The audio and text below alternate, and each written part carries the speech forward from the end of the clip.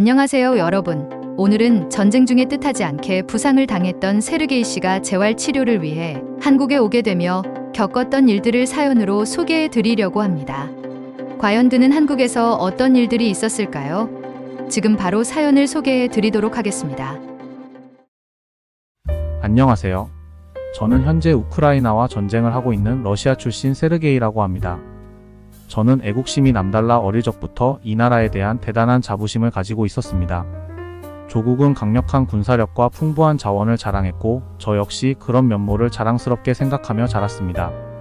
우크라이나는 원래 러시아의 영토였고 우리가 다시 가져와야 하는 게 맞다는 생각으로 늦은 나이에도 불구하고 전 스스로 전쟁에 지원하여 참여했습니다. 우리는 당연히 전쟁에서 승리할 것이고 그 시간은 3주면 충분할 거라고 생각했습니다. 하지만 우리의 생각과는 달리 싸움은 길어졌고 오히려 우크라이나가 선전하는 모습을 보았습니다. 그래서 다른 국가들의 도움을 받은 우크라이나와의 전은 아직도 끝날 기미가 보이지 않았습니다.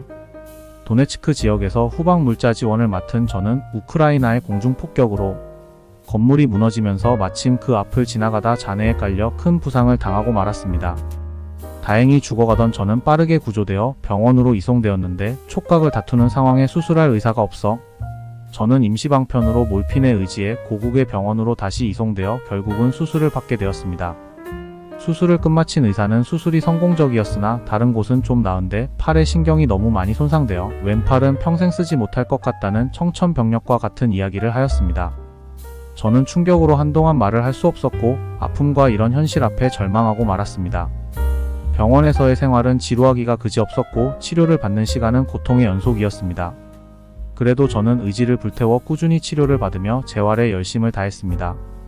2달 정도 입원 생활을 마치고 재활병원을 전전하며 재활의 의지를 불태웠습니다. 하지만 재활의 속도는 더디기만 하였고 감각은 돌아올 기미가 보이지 않았습니다. 계속 그렇게 전전긍긍하며 지내던 중 친구인 드미트리가 저를 찾아왔습니다. 그는 왜 쓸데없이 전쟁의 자원에서 이 험한 꼴을 당했냐며 나무라면서 속상해했습니다. 그러면서 한국에서 알게 된 친구가 있는데 너 이야기를 하니 한국에서 이 분야의 전문인 병원을 소개해줄 수 있다는 조금 의아한 이야기를 하는 게 아니겠어요? 전 한국에 대한 정보나 관심은 거의 없었고 제가 아는 몇 가지는 싸구려 전자제품이나 아이돌 그룹 정도이고 제가 아는 한국은 일본의 속국이었었고 작은 땅임에도 불구하고 북한과 전쟁을 하면서 그마저도 반으로 나뉜 작디 작은 나라라고 알고 있는데 그리고 아직 전쟁이 끝나지 않은 휴전 상태에 언제 다시 전쟁이 발발할지 모르는 불안한 국가를 어떻게 갈 수 있겠냐며 이야기를 했고 군사적인 측면에서도 한국은 미국의 보호가 아니면 벌써 다른 나라의 점령을 당할 나라 아니냐며 그런 작은 국가가 나를 어떻게 낫게 해줄 수 있냐고 저는 이야기를 했습니다. 전 그저 러시아의 크고 강한 나라와 비교할 때 별로 대단한 나라로 보이지 않았기에 드미트리에게 그건 좀 아닌 것 같다면서 한국의 기술력을 무시했습니다. 그러면서 왜 하필 한국이냐며 미국이나 유럽은 없냐며 이야기를 했습니다. 하지만 드미트리의 계속된 설득에 전 결국 그의 말대로 한국을 가서 재활치료를 받아보기로 했습니다. 세상은 언제나 예기치 않은 방향으로 흐르기 마련인 듯합니다. 이렇게 제가 한국에 가게 될 날이 올 줄은 꿈에도 몰랐으니까요. 어쨌든 전쟁의 소용돌이를 피해 다른 나라에서 치료를 한다는 자체가 마음에 들지 않았고 그곳이 한국이라는 것이 더더욱 못내 미더웠습니다. 솔직히 정말 마음에 들지 않았거든요. 그러나 이미 드미트리와 약속을 했고 그는 나를 위해 같이 한국에 가 줄 수 있다고 하였기에 저는 결국 어쩔 수 없이 드미트리와 한국으로 떠나게 되었습니다. 한국에 도착하기 전까지도 저는 그냥 자포자기하는 마음으로 그다지 기대하지 않았습니다. 그저 평범한 아시아의 작고 작은 한 나라일 거라고만 생각했죠. 하지만 이게 웬일인가요? 순간 제 두 눈을 의심할 수밖에 없었습니다. 인천공항에 발을 내딛는 순간 제 머리가 하얘지면서 온몸에 닭살과 함께 큰 충격이 밀려왔습니다. 여기가 진짜 한국이라고? 이 나라는 아직 전쟁 중인 곳이 아니었나? 한국의 공항은 규모와 효율성 면에서 러시아의 공항과는 차원이 달랐습니다. 자동화된 첨단 입국 수속대에서 그야말로 말도 안 되는 속도로 입국 수속을 끝낼 수 있었으며 모든 것이 체계적으로 관리되고 있었습니다. 심지어 스마트폰 하나로 모든 것을 해결할 수 있었습니다. 저는 우선 러시아에서 흔히 경험했던 출입국 심사의 지연과 혼잡을 생각하고 있었지만 한국에서는 모든 것이 매끄럽게 처리되었습니다. 심지어 공항 직원들은 너무나 친절하였습니다. 드미트리는 저에게 한국에 온 소감이 어떻냐고 정말 대단하지 않냐고 이야기했습니다. 저는 내심 놀랐으면서도 여기는 국제공항이니까 그럴 수 있지 않냐며 답을 했습니다. 드미트리는 놀라기에는 아직 이르니 앞으로 한국은 너의 생각을 완전 뒤집어 놓을 거라고 이야기하더군요. 무슨 한국이 그렇게 대단한 나라라고 드미트리는 이렇게 미쳤을까 생각하면서도 한편으로는 드미트리의 말에 한국에 대한 관심이 조금씩 생기기 시작했습니다. 숙소는 이미 러시아에서 에어비앤비로 미리 예약을 해둔 터라 우리는 숙소로 향해야 했습니다. 제가 가야 할 재활병원이 분당이라는 곳에 있었기에 숙소는 자연스럽게 분당 근처로 했었거든요. 숙소가 위치한 곳은 한국의 성남이라는 곳이고 분당에서 가까워 보였기에 잡았던 곳인데 나중에 알고 보니 성남 안에 분당이 있고 분당은 한국에서 천당 위의 분당이라고 불리고 있었습니다. 드미트리는 공항 지리에 밝은지 저를 데리고 주저없이 발걸음을 옮기더라고요. 그러면서 도착한 곳은 공항철도였습니다. 저는 여기서 또 깜짝 놀라고 말았습니다. 이 나라는 대체 뭐지? 어떻게 공항에 이런 지하철을 연결할 수 있는 거지? 와, 미쳤다. 보면서도 믿기지 않는 것이 이런 것이라는 것을 정말 새삼 알게 되었습니다. 지하철에 탑승하는데 사람들이 생각보다 많이 있더라고요. 하는 수 없이 서서 가야 한다는 그 순간 한 젊은 한국 여성분이 제 다친 팔을 보고 바로 일어나서 양보해 주더라고요. 저는 어리둥절했습니다. 왜냐하면 러시아에서는 상상도 못할 일이었거든요.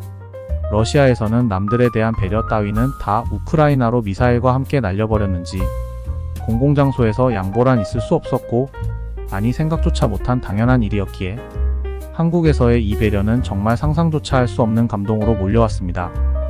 후에도 저는 대중교통을 이용할 때마다 하나같이 다 저에게 양보를 해주어서 저는 정말 편하게 재활을 하는 병원을 다닐 수 있었습니다.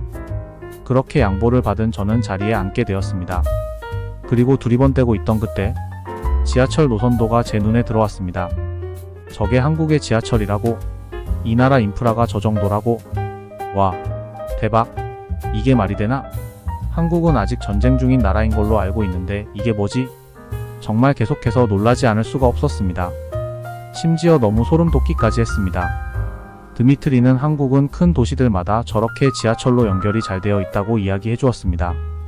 이건 정말 인정할 수밖에 없었습니다. 이런 대단한 나라를 왜 내가 아직 몰랐을까? 아직 놀라기 이르다는 드미트리의 말이 진짜 사실이구나라는 생각이 머리를 스쳐 지나갔습니다. 그럼 아직 놀랄 일이 더 많이 남아있다는 얘긴데 잘못하면 내가 한국에서 보고 알게 된 일로 심장마비로 죽을 수도 있겠다는 생각에 번뜩 정신을 바짝 차려야겠다고 생각했습니다. 드디어 숙소가 있는 모란이라는 역에 내려 지상으로 올라왔습니다. 멋진 빌딩과 발 디딜 곳 없는 인파로 또 놀라고 말았습니다. 여기가 한국의 최고의 번화가인가 보다라고 생각한 저는 드미트리의 이야기를 듣고 까무러치고 말았습니다. 여기도 번화는 한데 한국의 번화가들은 따로 있고 이곳은 그냥 도심의 변두리 정도라면서 아니 한국은 변두리도 이렇게 발전이 되어 있다고?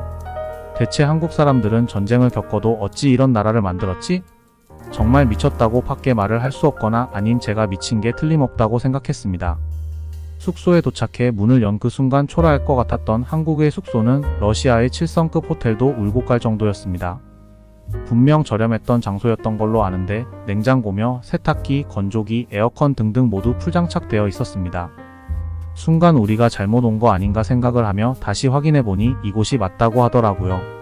이제는 놀라는 것도 지칠 정도였습니다. 진짜 이게 내가 알고 있는 한국이었나? 이렇게 한국 첫날의 여정은 놀라다 지쳐 쓰러지게 되었습니다. 다음 날이 되어 분당의 한 재활병원을 방문하게 되었습니다. 도착해서 저는 또 놀라게 되었습니다. 작은 재활병원인데 의료 시스템이 제가 알던 것과는 완전히 달랐습니다. 모든 진료 과정이 디지털화되어 있었고 대기 시간이 거의 없었습니다. 제가 전쟁 중에 부상당했던 상처들을 빠르게 진단하고 그 재활 방법을 정말 정밀하게 분석하고 제시하는 과정은 마치 기계처럼 정확하고 빠르게 진행되었으며 잘하면 신경도 살릴 수 있겠다는 믿지 못할 이야기까지 전해 들었습니다. 러시아에서는 병원에 가면 몇 시간씩 대기하는 일이 비일비재했기 때문에 이 정도의 효율성은 그저 놀라울 뿐이었습니다. 재활을 위해 필요한 장비와 시설 역시 최첨단이었고 그런 부분들로 인해 전 세계에서 한국을 찾는 환자들이 많다는 이야기를 들으니 이해가 되기 시작했습니다. 어느덧 2달이라는 시간이 지나고 재활치료가 끝날 무렵 전 왼손의 감각이 되돌아오는 느낌을 받았습니다. 정말 이 말도 안 되는 나라에서 이렇게 호전적으로 좋아지고 치료를 받을 수 있었다는 게 정말 두 눈에서 눈물이 터져나와 어느새 광대를 타고 흐르고 있었습니다. 재활이 마무리되고 이제 한국에서의 며칠 안 남은 시간 동안 한국에 대해 제대로 한번 경험하기로 했습니다. 한국을 다니면서 느낀 첫 번째로 눈에 띈 것은 한국의 대중교통이었습니다. 지하철과 버스를 이용할 때마다 느끼는 것은 이게 정말 실화인가? 라는 생각이었습니다. 러시아의 대중교통은 종종 늦거나 고장이 나는 일이 많았고 청결 상태도 그리 좋지 않았습니다. 하지만 한국의 지하철은 정확히 시간에 맞춰 도착했고 심지어 내부는 놀라리만큼 청결하고 쾌적했습니다. 심지어 지하철 안에서 초고속 인터넷을 이용할 수 있다는 점은 너무나 놀라웠습니다. 러시아에서는 지하철 안에서 인터넷은커녕 전화도 잘 안 터졌거든요. 한국 사람들은 당연하게 생각하는 것처럼 보였지만 저는 그런 세심한 기술력에 깊은 인상을 받았습니다. 또한 한국의 도시 자체가 매우 깨끗하고 질서정연하게 관리되고 있었습니다. 길거리에는 쓰레기가 거의 없었고 재활용 시스템도 철저하게 이루어지고 있었습니다.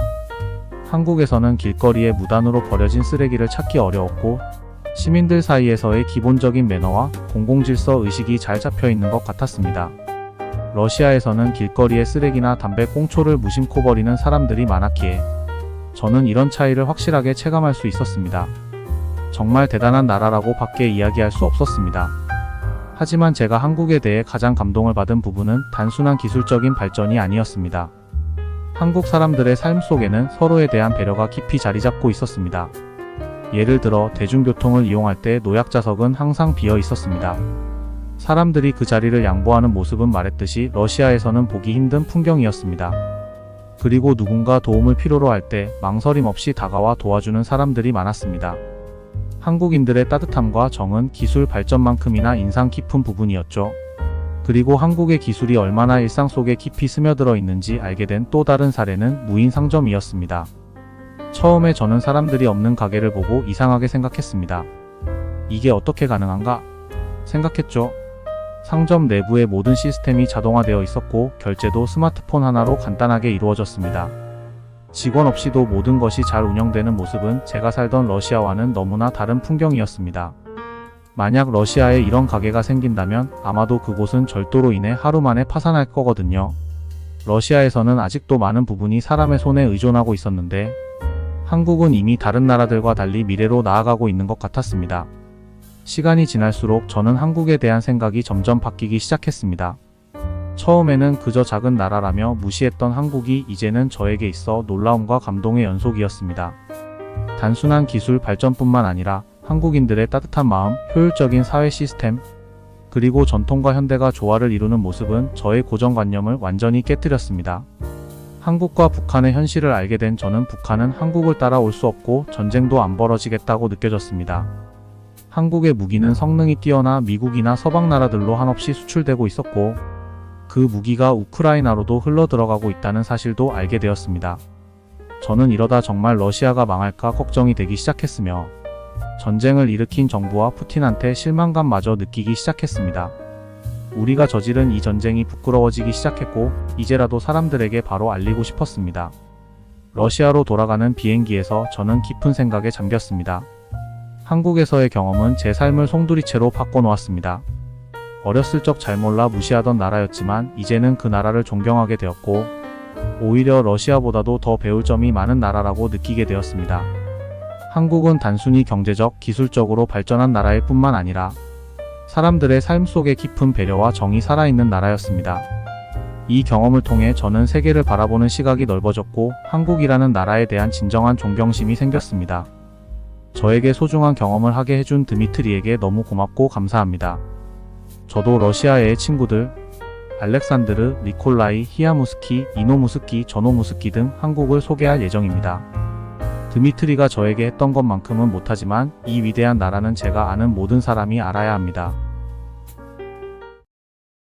여러분은 어떠셨나요? 전쟁 중 부상을 당하고 믿지 못할 한국에서 치료를 받고 인생까지 바뀌게 된 러시아 출신 세르게이 씨의 감동 사연이 좋으셨다면 좋아요와 구독 부탁드리며 다음에도 더 좋은 사연으로 여러분을 찾아뵙겠습니다. 감사합니다.